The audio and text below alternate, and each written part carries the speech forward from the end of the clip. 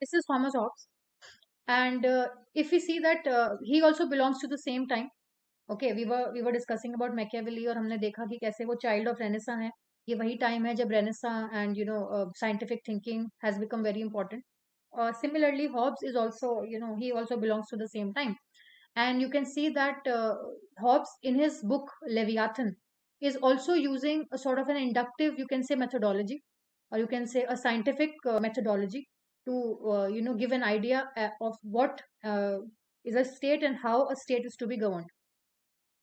अब हमने उसमें देखा था कि इंडक्टिव जो मेथोडोलॉजी है मैकियावेली ने भी यूज की, लेकिन ऐसा नहीं है कि हॉब्स ने सिर्फ इंडक्टिव मेथोडोलॉजी को यूज किया है. कुछ मतलब डिडक्टिव, यू कैन से, कुछ जगहों पे उन्होंने डिडक्टिव मेथोडोलॉजी को भी यूज किया. तो it is actually a use of both. Okay, both inductive and deductive methodology. But yes, he is actually the modern India के एक साइंटिफिक थिंकर की तरह ही जाने जाते हैं, राइट. तो ये तो एक चीज है जो हमने देखी उनकी राइटिंग्स लेवियाथन को देख के ना. What do you mean by Leviathan? Leviathan का लिटरल मीनिंग है सी मॉन्स्टर. सो उन्होंने अपनी बुक में एक ऐसी स्टेट को क्रिएट करने की बात कही है which should be extremely powerful. We should be extremely powerful because a sea monster से आप समझ ही गए होगे कि it's trying to create a state which is like a big, you can say, powerful monster, like you can say a creation which is taking care of the security of its people. So he believes in giving a lot of power to, you can say, the state. Machiavelli was also trying to do the same. But Hobbes, what is the difference between Machiavelli and Hobbes in that sense? Machiavelli would be giving certain ideas, like for example, he will also talk about the human nature. But the thing is, he will talk about human nature and he will say that, okay, humans are like this and that, they are fickle minded, they are, deceitful, they are selfish. But Hobbes will actually give you certain reasons, of why they are like that. All right. And because he will give you the reasons of why, then he'll say, okay, if this is how people are, then what should be done. All right. So he will give you all the why, what, and how. And that's why his theory is more, you can say, more scientific than Machiavelli. And to some extent it is more logical also, more acceptable also, and broader than what he has done. So wherever Machiavelli left, Hobbes has taken from there itself, and he is trying to create a more comprehensive and, you can say, more technical, more acceptable, more practical, more logical theory, right?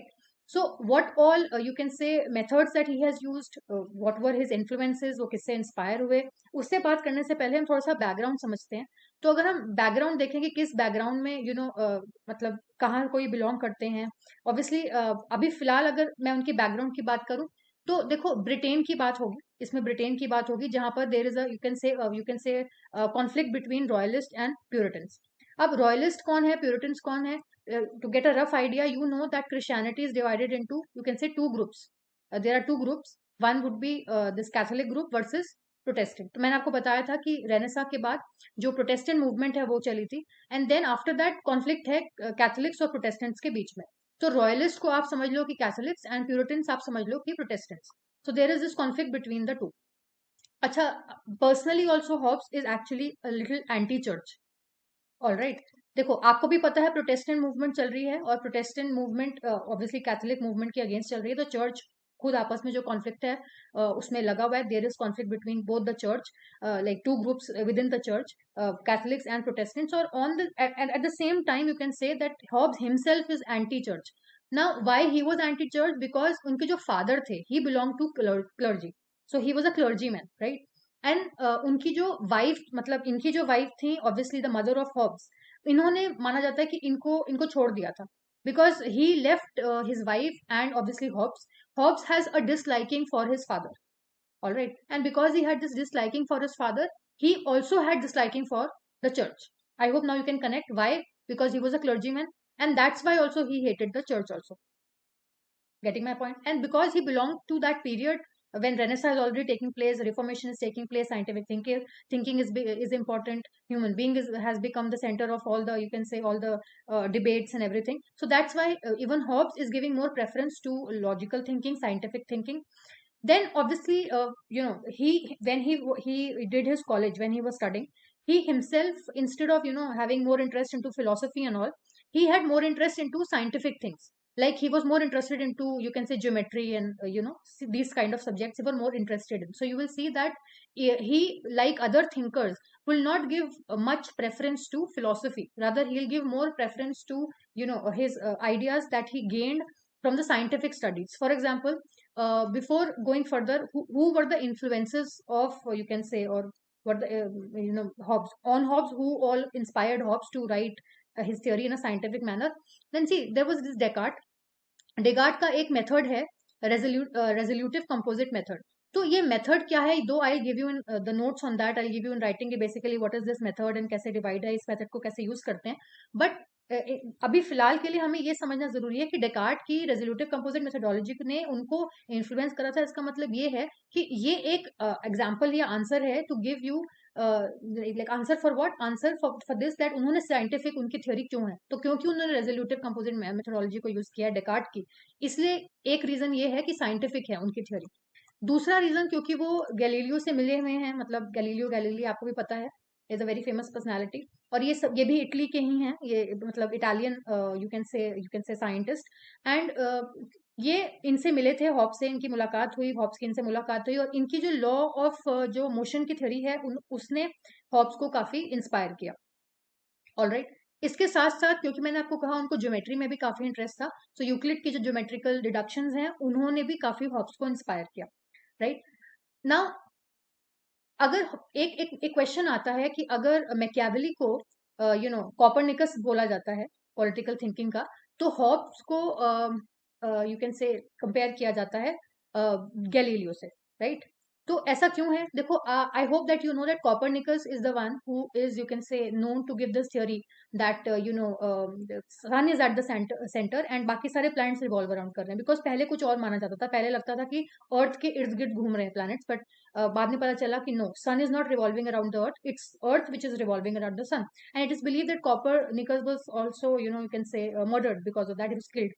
And similarly Galileo also. देखो, Galileo ने जो काम किया है उसके ऊपर ही Hobbs ने अपनी साइंटिफिक थ्योरी को डेवलप किया है, लॉ ऑफ मोशन का यूज करके. बट गैलीलियो ने उनकी साइंटिफिक जो जो लॉ ऑफ मोशन थ्योरी थी उसने उन्होंने तो वो तो दी ही दी, प्लस उनका कंट्रीब्यूशन एक और ये है कि कॉपरनिकस की जो थ्योरी थी उसको उन्होंने सही बोला, मतलब उसको एक्सेप्ट करके उन्होंने अपनी थ्योरी को आगे बढ़ाया. कॉपरनिकस की थ्योरी को उन्होंने एक्सेप्ट किया, तो इसलिए वो गैलीलियो से इंस्पायर थे. तो थोड़ा सा देख लेते हैं कि भाई ऐसा गैलीलियो ने क्या कहा था जिससे वो इतना ज्यादा इंस्पायर हुए थे. तो देखो, गैलीलियो ने एक बात बोली कि जो हर चीज जो है, everything is made up of matter. है ना, ये साइंस में भी आपने पढ़ा होगा, everything is made up of matter. ठीक. और आपने ये भी पढ़ा होगा कि डिफरेंट फॉर्म्स होते हैं, सॉलिड, लिक्विड एंड गैस. याद है ना, ये तो साइंस में पढ़ा ही हुआ है हमने. ठीक. तो मैटर के अंदर एक चीज हमें ये देखनी है कि क्योंकि everything is made up of matter, that's why even the you can से जो हमारा ब्रेन है, जो ब्रेन है, that is also made up of matter. और ये जो मैटर है इसके अंदर क्या होएगा, डिफरेंट डिफरेंट मैटर जो होगा उसके अंदर जो different, you can say, particles हैं, क्योंकि our brain is also made up of this particles जो कि मैटर है. और ये पार्टिकल्स जो है इनका जो मूवमेंट है, it is different. For example, solid में अलग मूवमेंट होगा, लिक्विड में अलग होगा, गैस में अलग होगा. सॉलिड में because all the particles are very much, you can say, pack together, so movement कम होगी, थोड़ी ज्यादा मूवमेंट होगी. अगर दो पार्टिकल्स के बीच में ज्यादा मूवमेंट है देन लिक्विड, और ज्यादा मूवमेंट है तो गैस. तो ये जो डिफरेंट मूव, ये जो this is actually, it gives different characteristics to different forms of matter. So forms of matter के बारे में उन्होंने बात किया, और उन्होंने कहा कि जो जो पार्टिकल्स का मोशन हो रहा है, जैसा जैसा मोशन हो रहा है वैसा उसका जो जो मैटर है उसकी कैरेक्टरिस्टिक उस मोशन से पता चलती है. और इस मोशन की वजह से क्या होगा, उस पर्टिकुलर, यू कैन से, उस पर्टिकुलर, जैसे कि अगर ब्रेन की बात करें, because brain is made up of matter, and because brain के अंदर जो पार्टिकल्स हैं वो जिस तरह से मूव कर रहे हैं उस पर डिपेंड करेगा कि एक्चुअली में वो उसकी कैरेक्टरिस्टिक्स क्या है. ठीक. अब ब्रेन के कंटेक्स में सॉलिड, लिक्विड, गैस की बात तो हम नहीं कर रहे. ब्रेन के कंटेक्स में हम कह रहे हैं कि फॉर एग्जाम्पल मान लो कि अगर हमें कोई एक्सपीरियंस हुआ, okay, we had an experience and that experience gave us a lot of happiness. So there is this individual who did something and that has given that particular person a lot of happiness. ये happiness actually में brain के अंदर एक sensation create करेगा. ठीक. अब जो sensation कौन क्रिएट कर रहा है, ये जो पार्टिकल्स मूव कर रहे हैं ब्रेन के अंदर, अगर उनको हैप्पीनेस फील हुई है किसी पर्टिकुलर एक्शन से तो ये ब्रेन के अंदर सेंसेशन क्रिएट करेंगे. ठीक, जो सेंसेशन क्रिएट होगी, बिकॉज वो sensation will develop a feeling of happiness, then people would want to do that, you can say more of it. People would like to do more of that because it is giving them happiness. And if they are doing something and it is giving them, you can say, making them sad, or it's giving them sadness, then they will have an aversion towards doing that particular action, or you can say act. ठीक, तो that's why उस particular scenario में क्या होने वाला है, that sensation होगा brain में, लेकिन क्या सेंसेशन होगा, that they develop an aversion. So basically इसको साइंटिफिकली इन्होंने पुट किया, ये जो बात करी है थॉमस हॉब्स ने, ये लॉ ऑफ जो मोशन गैलीलियो ने दिया था उसके ऊपर अपनी पॉलिटिकल थ्योरी इन्होंने डिराइव किया कि भाई ह्यूमन बीइंग की नेचर क्या है. मैकियावेली ने तो बस ये बता दिया था कि ह्यूमन बीइंग जो है सेल्फिश है, डिसीटफुल है, फिकल माइंडेड है, बस इतना बोला था. क्यों है क्यों नहीं है वो नहीं बताया था. तो अब हॉब्स इस बात को बता रहे हैं कि क्यों है ऐसा, वो क्यों जो है हैप्पी कब होता है, सैड कब होता है, और क्यों उसकी ह्यूमन नेचर जैसी है वैसी क्यों है. क्योंकि ह्यूमन बीइंग अगर उसको सेंसेशन जो हो रहे हैं वो अच्छे हो रहे हैं तो वो उस चीज को ज्यादा करना चाहेंगे, अगर बुरे हो रहे हैं तो वो उसको नहीं करना चाहेंगे. प्लस अगर किसी चीज से वो हैप्पी है तो ऑब्वियसली वो उस चीज को क्या करना चाहेंगे, they would want to have it, they would want to achieve it. And you know that because in a particular society, in a particular scenario, only one human being is not there, na? There are many human beings, right? And if all these human beings they want something, like let's say they want this x, right? They want this x, all of them want it.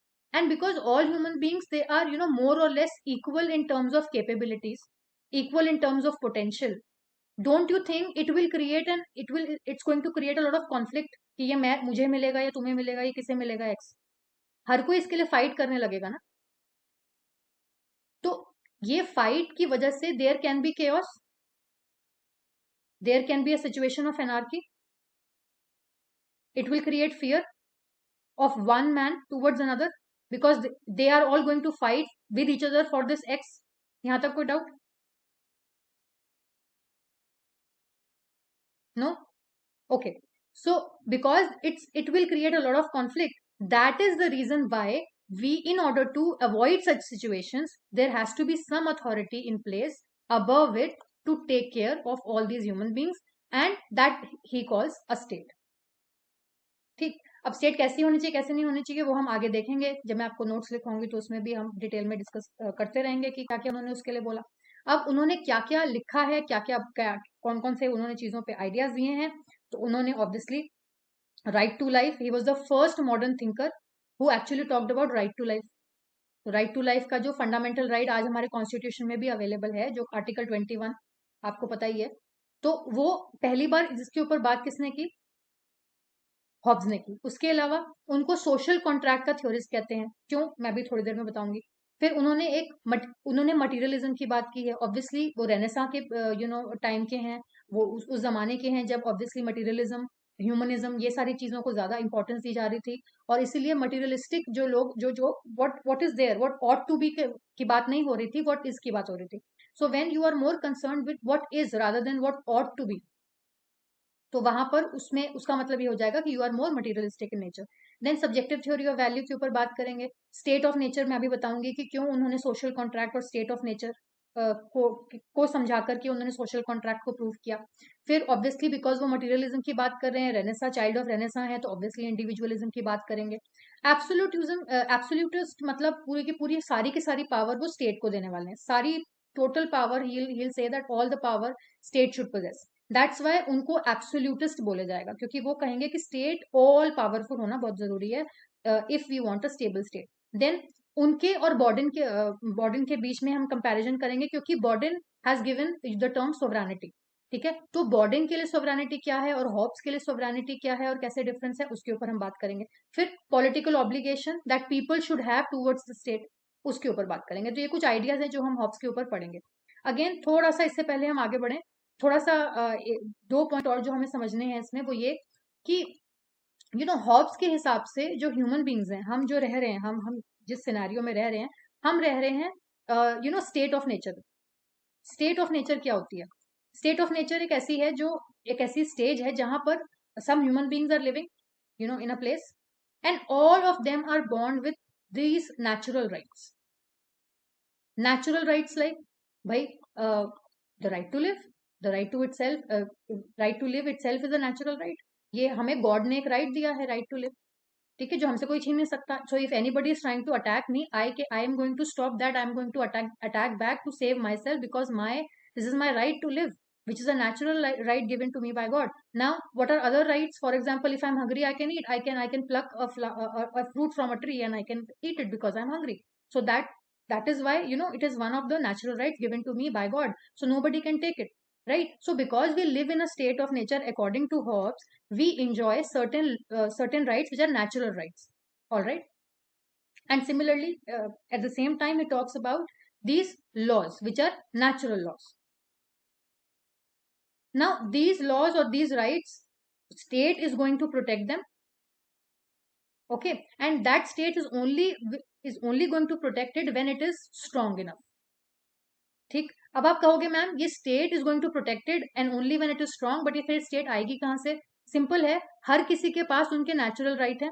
हर किसी के पास natural right है, और हर किसी के पास एक you can से मतलब एक डिजायर है कि everybody would like to achieve something that they like. For example, this X. So each one is going to compete for this X that they like, right? It can be anything. It can be a land, it can be property, it can be anything that they are competing for, right? So when they are going to compete with each other because they have similar capabilities, the chances are it will create a chaotic situation. हर किसी को दूसरे से fear होगा. अब मान लो अगर किसी ने कुछ अचीव कर भी लिया तो उसको इस बात का फियर होगा कि कल को दोबारा कोई कॉन्फ्लिक्ट करके उसे लेके ना चले जाए, छीन के ना चले जाए. तो ये कॉन्फ्लिक्ट चलता रहेगा. तो इससे अच्छा क्या हो कि अगर हमें एक स्टेबल सोसाइटी बनानी है तो हम क्या करें, हम सब मिल करके डिसाइड करें कि we are going to transfer. ध्यान से सुनो, listen carefully. We are going to transfer our rights to the state. हम अपने राइट्स को स्टेट को देते हैं. ठीक. अब state will take care of our rights, right? तो हम एक क्या करने वाले हैं, स्टेट के साथ हम एक कॉन्ट्रैक्ट करेंगे, जिसे हम कह रहे हैं सोशल कॉन्ट्रैक्ट. तो स्टेट के साथ अब हम सोशल कॉन्ट्रैक्ट करेंगे कि हम विलफुली स्टेट को अपने जो नेचुरल राइट्स हैं और उसको हम ट्रांसफर करेंगे, और अब स्टेट की जिम्मेदारी है इन राइट्स को प्रोटेक्ट करने की. और क्या प्रोटेक्ट करने की? कि एक दूसरे से जो है, जो फियर क्रिएट हो सकता है because of the conflict and because of this desire to achieve what we like and what gives us happiness, this state is going to now make the laws and take the you can take care of the law and order situation, and it's going to protect us. It's going to save our life, and that's what is going to help us and save and enjoy our right, that is right to life. So अगर अगर अगर question दिमाग में आ रहा हो कि state का इसमें रोल क्या है और हम क्यों एक स्टेट को फॉर्म करेंगे, तो सिंपल है, अगर मुझे अपना राइट टू लाइफ जो कि मेरा नेचुरल राइट है उसको मुझे इंजॉय करना है, तो वो तभी कर सकती हूँ मैं जब I am not in a state of chaos or anarchy. All right. Only when I am politically stable, or you can say I am living a secure life, when I don't have this threat from any other human being, I can enjoy this right, which is right to life. Getting my point? अगर मेरे पास हर वक्त इस fear में ही मैं हूं, एक anarchic situation में, इसी को कहते हैं एनार्की, जहां पर कोई लॉ ऑर्डर, कोई रूल एंड रेगुलेशन, कोई अथॉरिटी आपके ऊपर है ही नहीं to keep a check, to keep a watch. So everybody is fighting, it's like a state of war of all against all. You can write, it's a state of war of all against all. ठीक. सबकी एक दूसरे से fight है इसके अंदर. तो जब सब एक दूसरे से फाइट कर रहे हैं तो उसमें केओस एनार्की जैसी सिचुएशन रहेगी, हमें हर वक्त इनस्टेबिलिटी रहेगी, कोई सिक्योर फील नहीं करेगा. और जब इस तरह की सिचुएशन आएगी तो ना ही मैं अपना जो राइट टू लाइफ है इसे एंजॉय कर पाऊंगी, और ना ही जो कुछ भी मैंने अचीव किया है, अगर मैंने कुछ भी अचीव किया है, चाहे वो मेरी प्रॉपर्टी ही क्यों ना हो, तो उस प्रॉपर्टी से कल को मेरे को जो भी प्रोस्पेरिटी आएगी, या आगे चल के अगर मैं कुछ और बेटर करना चाहूँ तो वो मैं नहीं कर पाऊंगी, because I am always living in the state of anarchy, and जो मेरा पर्सनल डेवलपमेंट है वो भी नहीं हो पाएगा.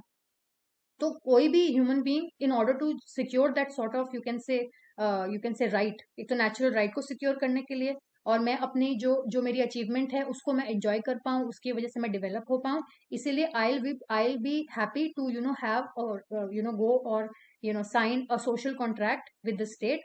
In that scenario, now state will take care of my, you can say, happiness, will take care of my security, and as a result the state is going to be formed. According to Hobbes, this is going to happen, but it is only sustainable if the state is going to be all powerful. It has to be all powerful to be able to take care of all its subjects, of all the people which are living under its, you can say, protection. All right, and that's why Hobbes says कि इस scenario के अंदर कोई अगर चाहे भी कल को इस कॉन्ट्रैक्ट से बाहर आने के लिए, तो कॉन्ट्रैक्ट खत्म हो जाएगा, और जैसे कॉन्ट्रैक्ट खत्म होगा लोग फिर अनार्किक सिचुएशन में चले जाएंगे, और वो कभी भी नहीं चाहेंगे ऐसी सिचुएशन में जाना। तो इसीलिए इस तरह का कॉन्ट्रैक्ट ब्रेक होने के चांसेस भी कम है, because people would always want a sort of authority on top to protect it from any sort of future threat, or you can say attack, and any situation where their natural rights are taken away from them. अब बताओ, यहाँ तक बात समझ आ गई, आगे बढ़ सकते हैं।